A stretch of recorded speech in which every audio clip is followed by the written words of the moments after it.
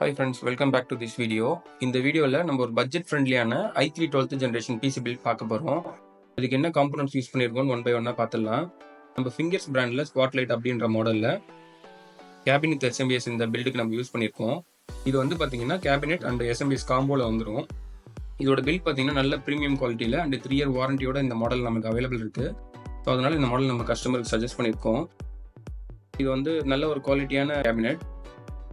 ASUS பிராண்டில் prime H16M-ED4 அந்த mother board தான் நம்ம இந்த பிசி பில்டுக்கு யூஸ் பண்ணியிருக்கோம். இப்போ அந்த மதர் போர்டை ஓப்பன் பண்ணி அன்பாக்ஸ் பண்ணுறோம். அன்பாக்ஸ் பண்ணி பாக்ஸில் என்னென்ன ஐட்டம்ஸ் இருக்குதுன்னு பார்த்தோம்னா, ஆக்சுவலாக மதர் போர்டு டேரெக்டாக ப்ளேஸ் பண்ணியிருக்காங்க. அண்ட் பார்த்தீங்கன்னா பாக்ஸில் வந்து ஐஓ போர்ட் அண்ட் பார்த்தீங்கன்னா SATA கனெக்டர்ஸ் அவைலபிள் இருக்குது. ஸோ இப்போ மதர் போர்டு ஓப்பன் பண்ண உடனே இது வந்து பார்த்தீங்கன்னா ஒரு DDR4 ரேம் சப்போர்ட் பண்ணக்கூடிய மதர் போர்டு.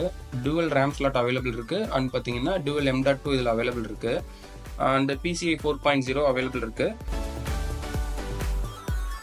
அண்ட் அடுத்தது பார்த்தீங்கன்னா i3ல 12th ஜென்ரேஷன் 1200 ப்ராசஸர் யூஸ் பண்ணியிருக்கோம். ஆக்சுவலாக இது வந்து ஒரு 4 கோர் அண்ட் 8 த்ரெட் உள்ள ப்ராசஸர். இதோட மேக்ஸிமம் கேட்ச் பார்த்தீங்கன்னா 12 MB. பூஸ்ட் கிளாக் பார்த்தீங்கன்னா 4.30 MHz இந்த ப்ராசஸரில் அவைலபிள் இருக்குது. நமக்கு இந்த ப்ராசஸரில் DDR4 ரேம் யூஸ் பண்ணுறோம் அப்படின்னா மேக்ஸிமம் வந்து நம்ம 3200 MHz வரையும் நம்மளால் ரேம் இதில் போட்டுக்க முடியும். இஃப் இன்கேஸ் நம்ம வந்து இந்த பில்டுக்கு நம்ம DDR5 யூஸ் பண்ணுறோம் அப்படின்னா, DDR5 சப்போர்ட் பண்ணக்கூடிய மதர் போர்டு யூஸ் பண்ணுறோம்னா நம்மளால் வந்து 4800 MHz வரையும் ரேம் நம்மளால் கொண்டு போக முடியும். இது வந்து ஒரு பட்ஜெட் ஃப்ரெண்ட்லியாக நம்ம சிஸ்டம் கஸ்டமர் கேட்டதுனால நம்ம இந்த ப்ராசஸை சஜஸ்ட் பண்ணியிருக்கோம்.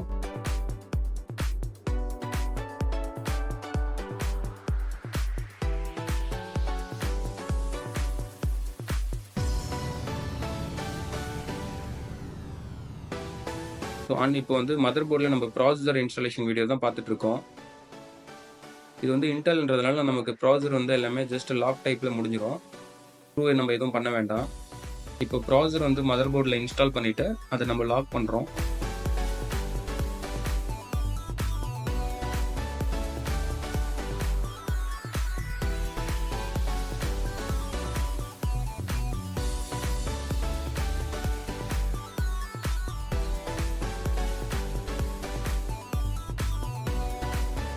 ப்ராசஸர் நம்ம இன்ஸ்டால் பண்ணியாச்சு. இப்போது ப்ராசஸர் கூட நமக்கு வந்து ஸ்டாக் கூலர் கொடுத்துருக்காங்க. இந்த ஸ்டாக் கூலர் நம்ம அதில் இன்ஸ்டால் பண்ண போகிறோம்.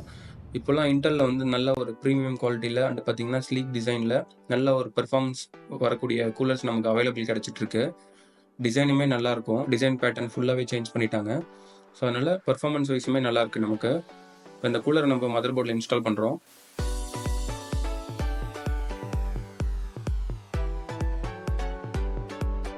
ஆக்சுவலாக இது ஒரு ஏர் கூலர்னாலும் நமக்கு வந்து பர்ஃபார்மன்ஸ் வைஸ் அண்ட் பார்த்தீங்கன்னா ஹீட்டை நல்லாவே நமக்கு ரெடியூஸ் பண்ணி கொடுக்கும்.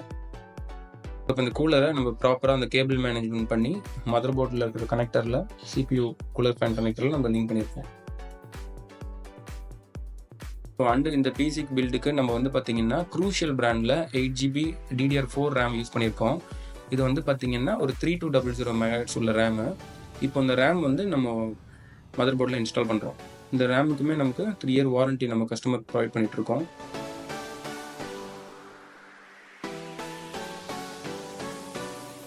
ஸோ அடுத்து ஸ்டோரேஜ் என்ன யூஸ் பண்ணியிருக்கோம்னு பார்த்தீங்கன்னா WD Greenல SN350 500GB NVMe SSD use பண்ணியிருக்கோம்.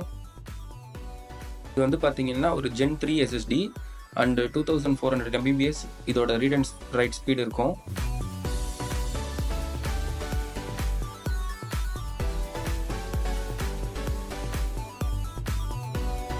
நமக்கு இந்த மதர் போர்டில் டுவல் M.2 ஸ்லாட் இருக்குது. ஸோ அதில் ப்ரைமரி ஸ்லாட்டில் நம்ம வந்து இதை செல்ஃப் த்ரெட் பண்ணி இந்த SSD நம்ம இன்ஸ்டால் பண்ணுறோம்.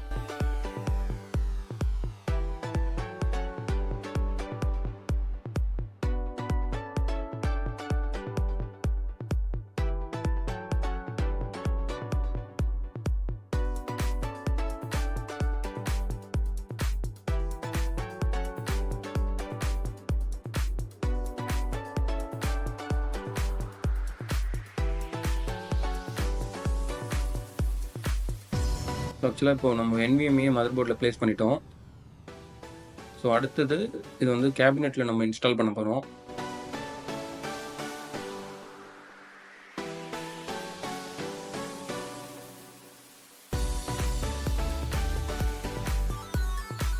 இந்த கேபினெட்டில் நமக்கு 3.0 USB அவைலபிள் இருக்குது. ஸோ மதர்போர்ட்லேயும் நமக்கு 3.0 அவைலபிள் இருக்கிறதுனால நம்மளால் ஃப்ரண்ட் பேனலில் 3.0 ஒர்க் பண்ணிக்க முடியும் யூஎஸ்பியில்.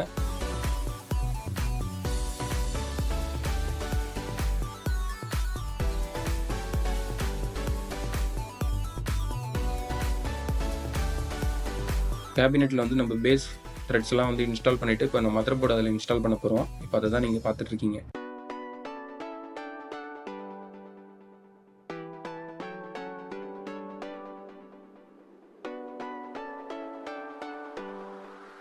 ஸோ இப்போ நம்ம கேபினெட்டில் அந்த ஐஓ பிளேட் வந்து இன்ஸ்டால் பண்ணுறோம். இது வந்து நல்லா கேர்ஃபுல்லாக இன்ஸ்டால் பண்ணணும். ஸோ வந்து நம்ம அவங்களுக்கு ஹேண்டில் க்ளவுஸ் எதுவும் போடாமல் யூஸ் பண்ணுறதுனால கேர்ஃபுல்லாக நம்ம யூஸ் பண்ணிக்கணும் அதை.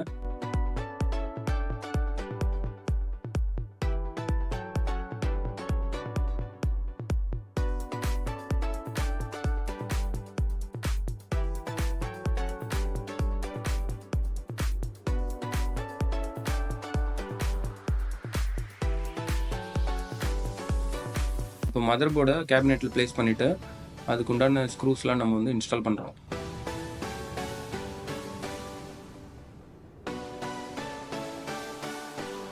ஓகே, இப்போ நம்ம கேபினெட்டில் கேபிள் மேனேஜ்மெண்ட் பண்ணி நீட்டாக அசம்பிள் பண்ணியாச்சு.